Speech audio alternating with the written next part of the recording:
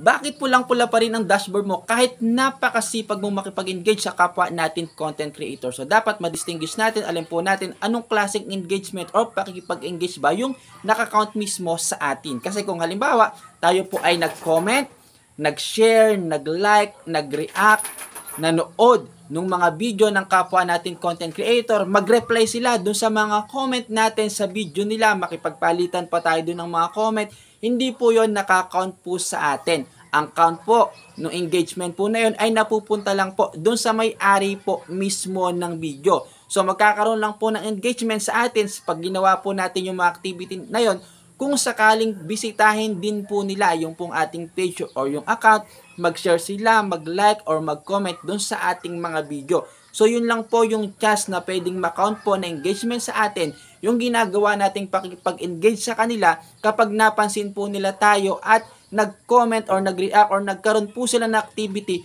dun po mismo sa atin pong mga video. Pero yung ginagawa po natin sa kanila na mga pagko-comment at ibang activity na sa kanila pong video, hindi po yun makakount na engagement po para sa atin, no? So, para magkaroon po tayo ng mas maraming engagement, lalo na kung namumula na po masyado ang ating pong dashboard, kailangan tayo po mismo ang mag-post, mag-create, gumawa ng quality content at yung mga mag-react po doon, magla-like or anumang reaction, magko-comment, mag-share, manonood po ng mga video natin, yun po ang makakount po sa atin na engagement. Kaya sinasuggest nga din po ni Facebook, nakikita po natin yan sa may dashboard po natin na replyan natin.